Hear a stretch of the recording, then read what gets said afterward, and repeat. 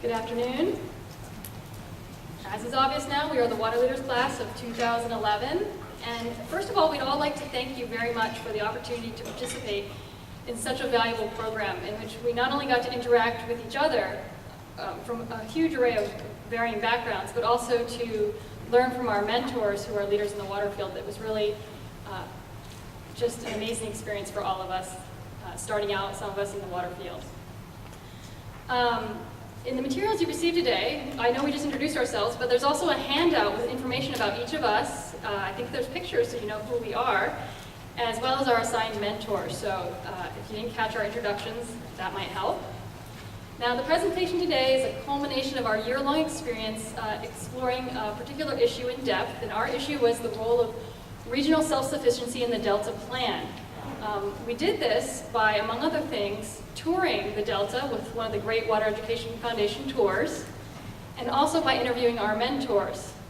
By necessity, our report and presentation are going to be based on the 5th draft of the Delta Plan, because as you know, the Delta Plan is still a work in progress and a subject of much controversy.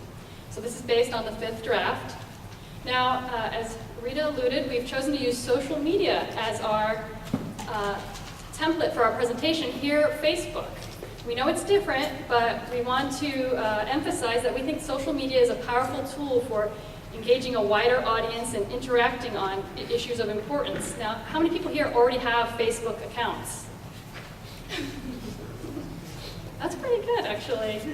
So, to that end, we wanted to provide a little bit more than just our report and presentation. So, as a complement to our presentation that you're going to see here today, we've also created a Water Leaders Class of 2011 Facebook page to allow people in the broader community to log on and to present their views on the issue you'll see today, the role of regional self-sufficiency in the Delta Plan. And we hope that this page will be a valuable contribution to the Water Education Foundation's own Facebook page, which I'm sure you've all visited and seen.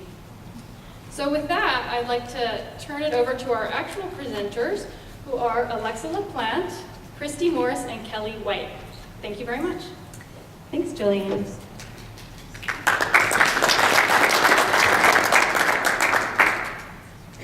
So I'm a water leader. I've just got back from lunch, and I think a few minutes, I'm going to check my email really quick. And oh, look, Rita Schmidt-Sundman invited me to join the Water Leaders 2011 Facebook page. Of course I'm going to join. Kelly, you had been talking about how you wanted to join Water Leaders. Check this out. It's a Facebook page. And look at this. Look how diverse the 2011 Water Leaders class is. There's several different water leaders from different backgrounds, such as private consulting, state, federal agencies, and agricultural water users and environmentalists, and as well as the mentors that the water leaders were assigned are also coming from very diverse backgrounds, such as policymakers, different water agencies. This actually really allows for capturing the wide variety of perspectives that surround the Delta Plan and the issues. And we felt that, I think the Water Education Foundation made a point to assign us each with mentors that particularly represented a different background than ourselves, so as to provide us with a different perspective. And this really helped us understand the complexity of the water issues surrounding the Delta. The Water Leaders class question this year was, in the final Delta Plan, how strong should regional water strategies and self-sufficiency be to improve conditions in the California Delta? Kelly, what do you know about regional self-sufficiency in the Delta Plan? Well, as a matter of fact, Alexa, I do know a little bit about the Delta Plan and regional self-reliance. One of the key water supply strategies that is identified in the Delta Plan to achieve the co-equal goal of improving the state's the state's water supply reliability is regional self-reliance. The 5th draft Delta Plan includes 1 policy and 5 recommendations to this effect. The policy is directed towards water suppliers and defines when a covered action to export water through, or export water from, transfer water through, or use water in the Delta is inconsistent with the Delta Plan. Essentially, if water suppliers don't prepare urban water management plans, agricultural water management plans, or integrated regional water management plans, or if they don't include a water supply reliability element in these plans, then the action is deemed inconsistent. The action is also deemed inconsistent if it is inconsistent with the co-equal goals. The 5 policies are directed towards state agencies. The 5 recommendations are directed towards state agencies, and the first one is directed towards the Department of Water Resources and the Water Board, and it's that these agencies should develop guidelines for preparation of the water reliability element. The second is also for these same agencies, and it's that they develop a system to measure and track improvements in regional self-reliance, decreased dependence on the Delta, and statewide water supply reliability. The third is for the Department of Health Services, the Water Board, and DWR, and it's that they revise their state grant and loan ranking criteria to prioritize those water suppliers that include a water reliability element in their water management plans. And the fourth, state agencies should take a leadership role in incorporating water efficiency measures in all new and retrofitted state facilities. And the fifth is the requirement that any applicant proposing a new Delta transfer or proposes to increase use of Delta water should first demonstrate that they have evaluated and implemented all feasible alternatives. Wow, Kelly, you know a lot about regional self-sufficiency in the Delta Plan. You know, what is the geographic scope of the Delta Plan? Alexa, the geographic scope of the Delta Plan, this is the map from the 5th draft Delta Plan. The primary planning area is the legal Delta and the Sassoon Marsh.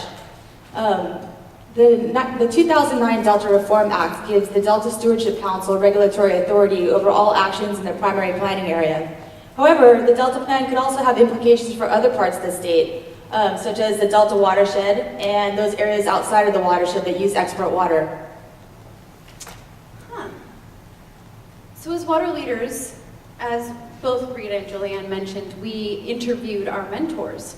We thought we'd highlight a few of those questions. One of them is, what is the role of the Delta Plan in relation to integrated regional water management plans and the authority of state agencies?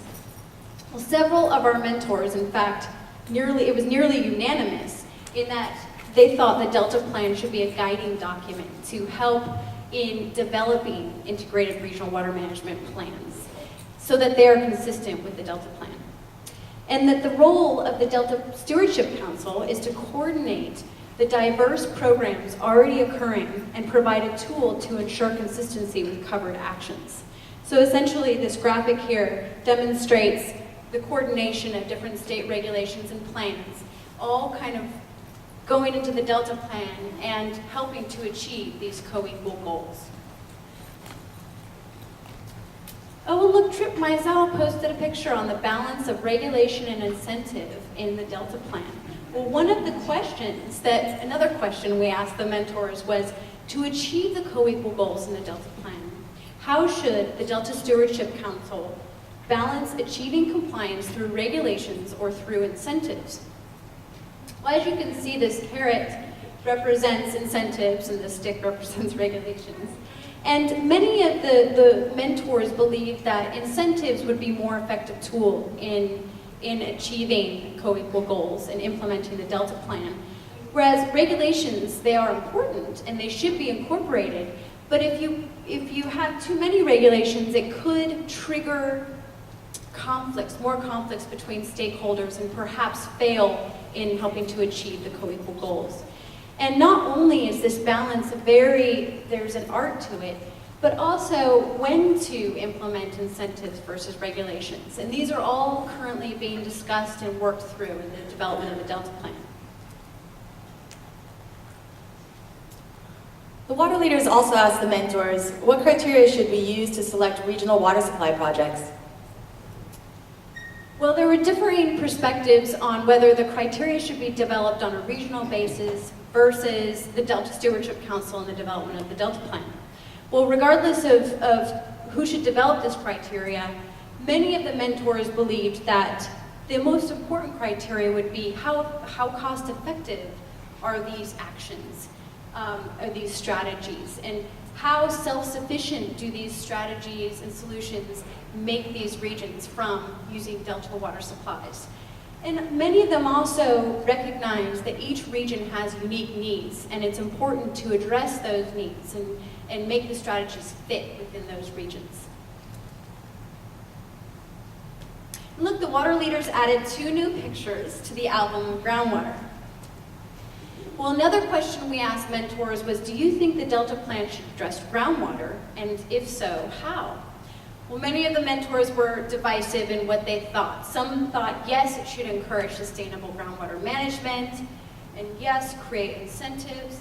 And others thought, no, it's way too complicated, it's a little too specific for the Delta Plan. The Delta Plan's more of an overarching guiding document.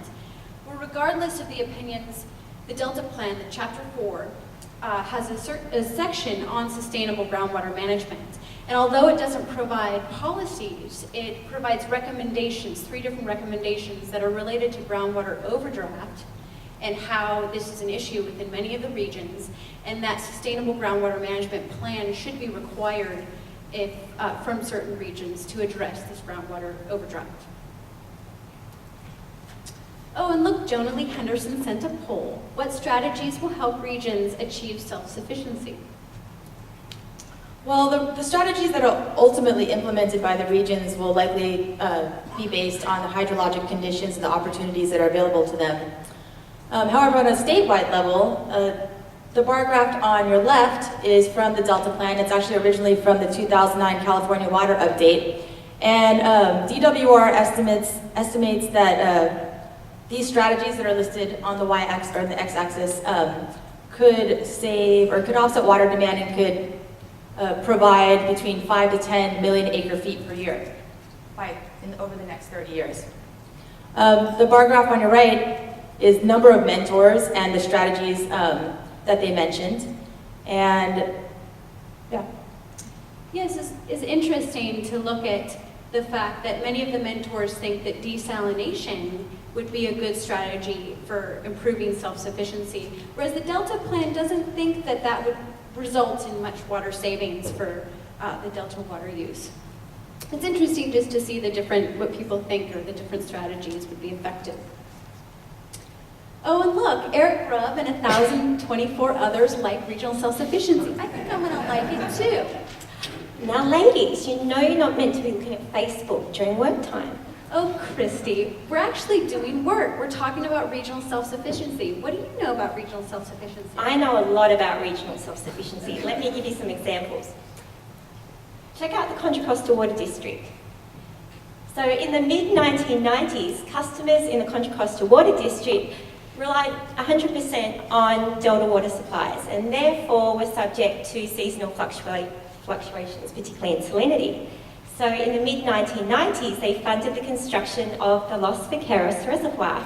And actually, if you want any more additional information on this, one of our water leaders from 2011, Jennifer Allen, will gladly talk to you all day about the Los Vaqueros Reservoir.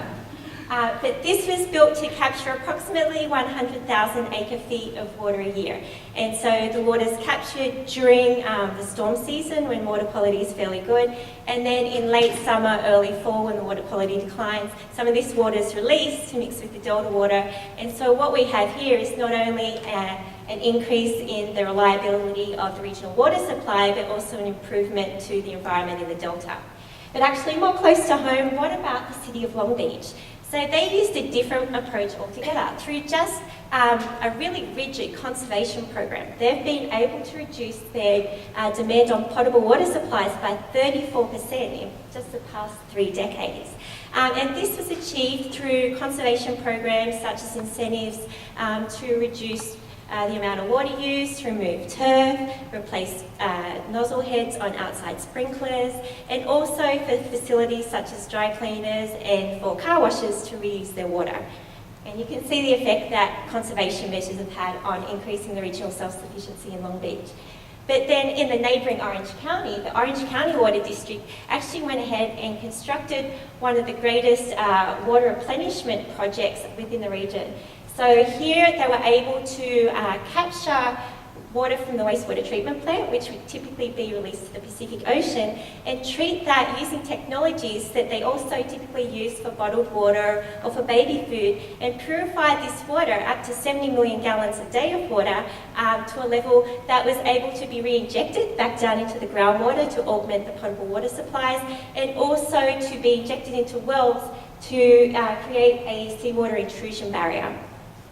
And then also, actually in the watershed we're in at the moment, the Santa Ana Watershed Project Authority has used a different approach to expand their regional water supply. And this was through careful planning, so bringing together a wide range of stakeholders in the region, looking at the centralised water supplies and looking at ways to augment them with decentralised water supplies, such as groundwater and recycled water.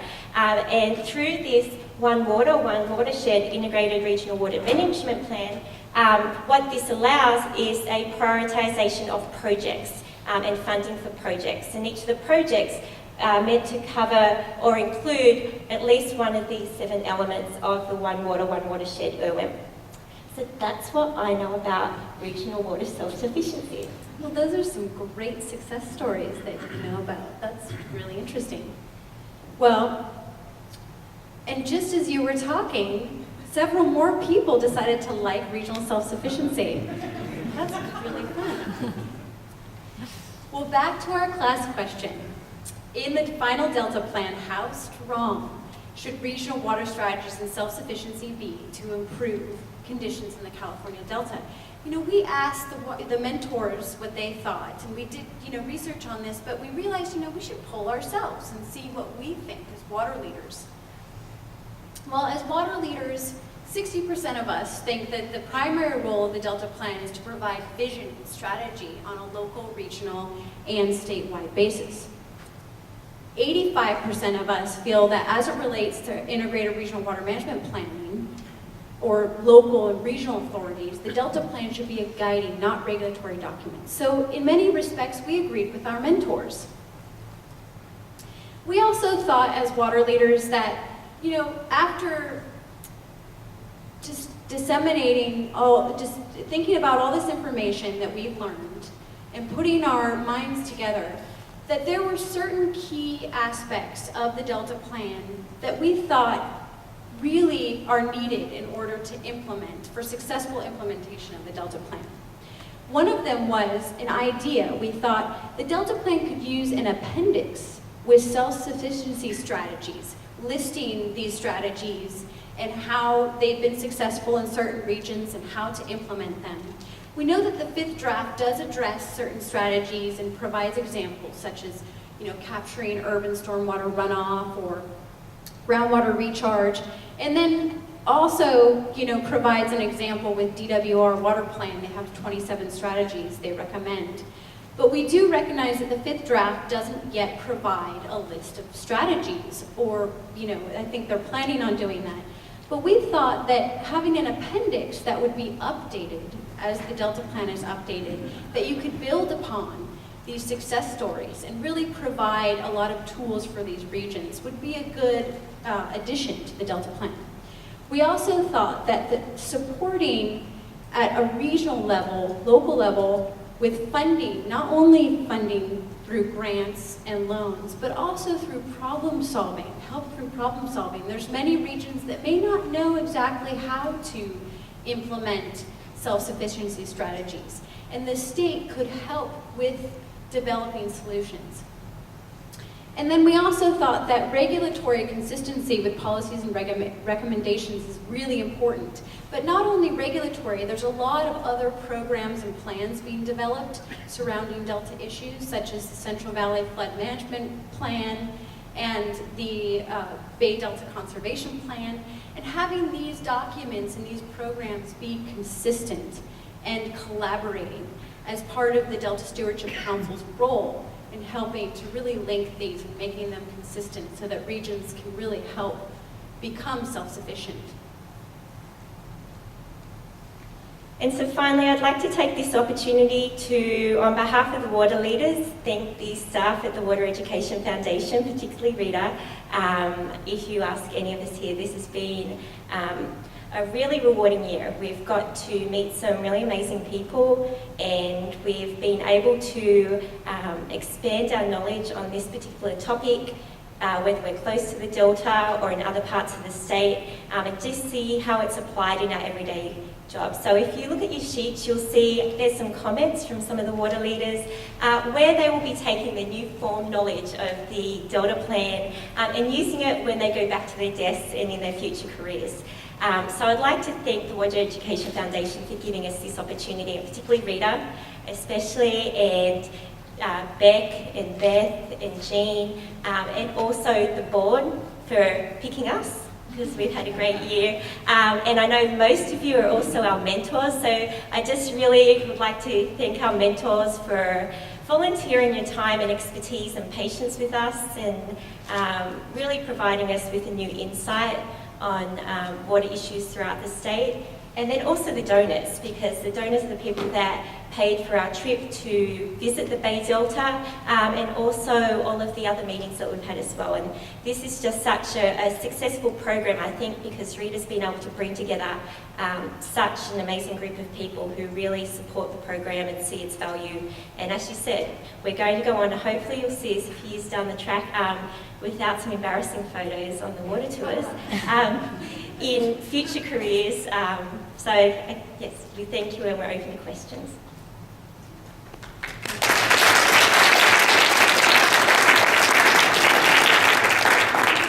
Questions from the board about it. This was a little different angle. It wasn't just study the Delta Plan, but it was, go see how serious and where people can go with self-sufficiency.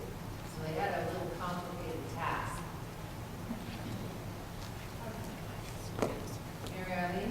I guess my question is that, do you feel that you have a grasp of what the real issues in the Delta are, and that you can articulate them to your associates?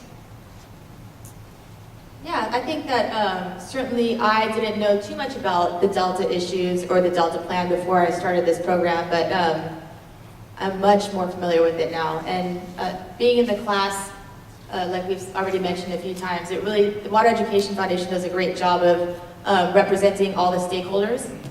So I think we definitely we walk away stronger. The handout that Christy was referring to, I believe it's in the back of the presentation handout, and it includes several quotes on how we as water leaders are going to go back to our desks and what we have already or what we are planning on doing with this information. I'm, for example, working on the EIR for the Bay Delta Conservation Plan, and I've already been able to incorporate my knowledge into it. Several other people are working on different water projects within the state, and we've already been able to incorporate kind of our own perspectives. And with respect to the Delta Plan, we've become to recognize the complexity of the issues involved and the different perspectives, and it's really been enlightening.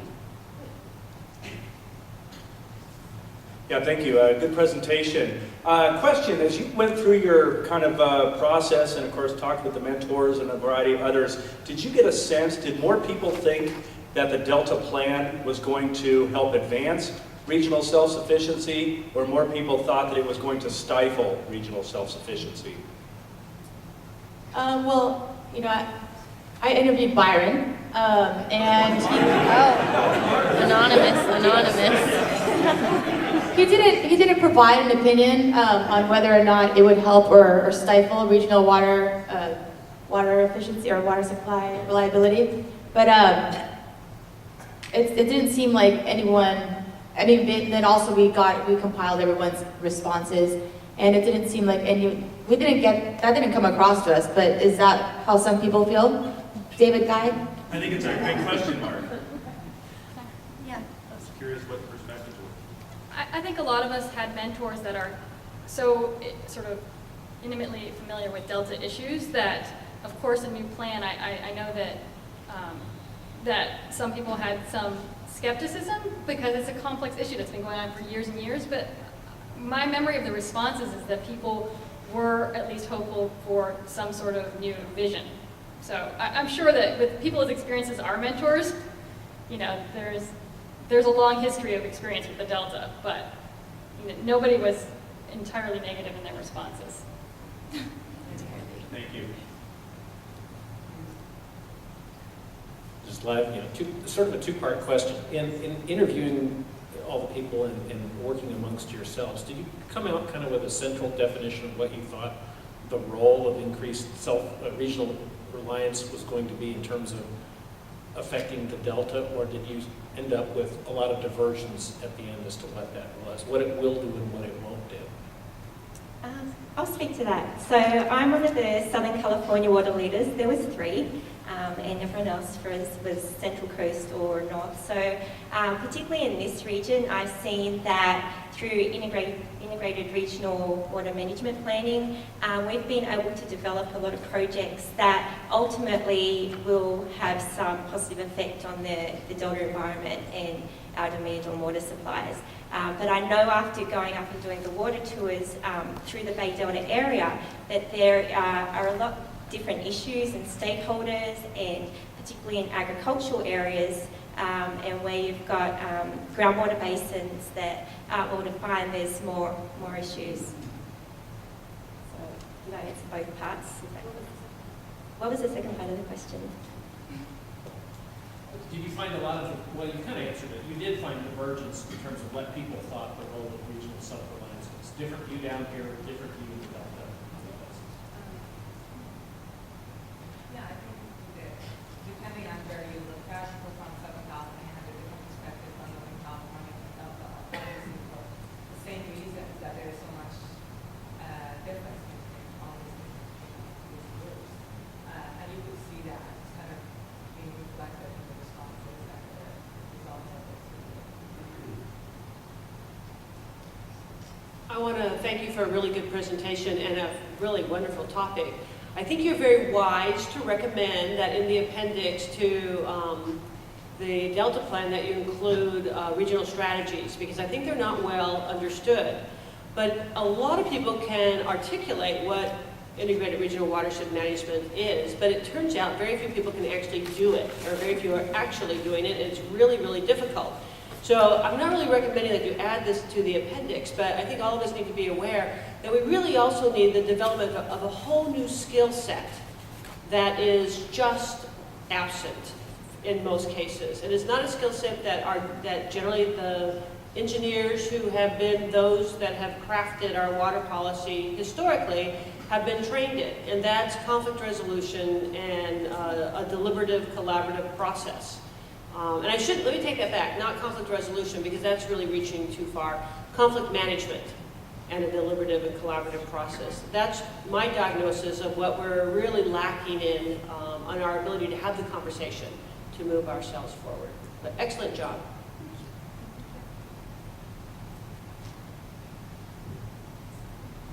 I kind of want to maybe follow up a little bit with Byron's question. I think there's general agreement that regional self-sufficiency is a good thing.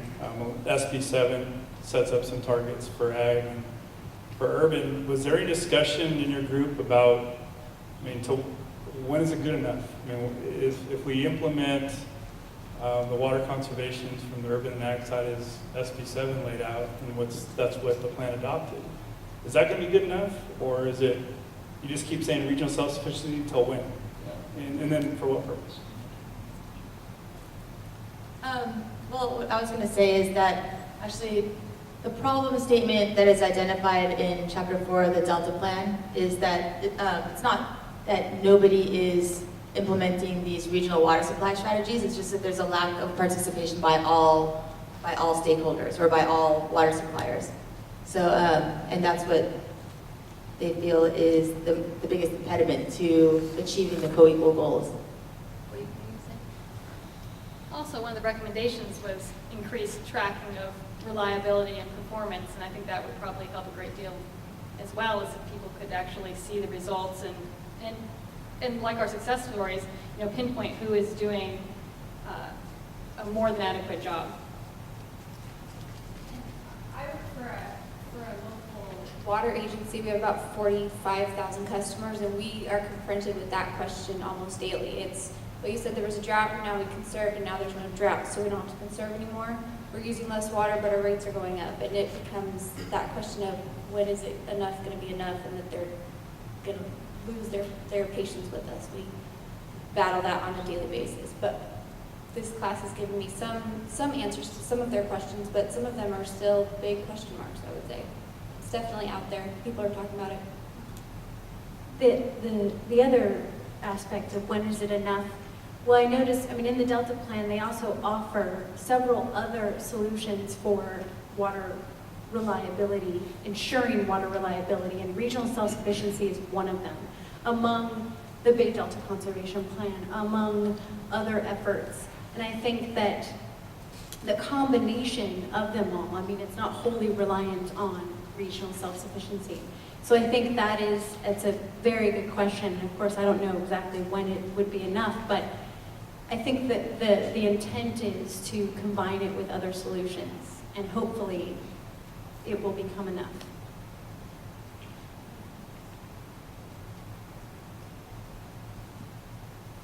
Any other questions? Well, I think this is a continuing process, and a few years ago, someone was speaking, and they said I was a water leader, and I think my class studied the Delta too. Well, there'll probably be a few classes in the future that somehow study the Delta.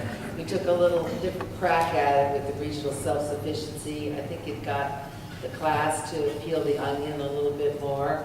I'm really pleased with how they got and they work together, and they, you know, one of the beauties of this thing is that they've all met each other. They'll work together in different fields. Some are from cities, some are from ag, some are from environment, engineering, law, etc.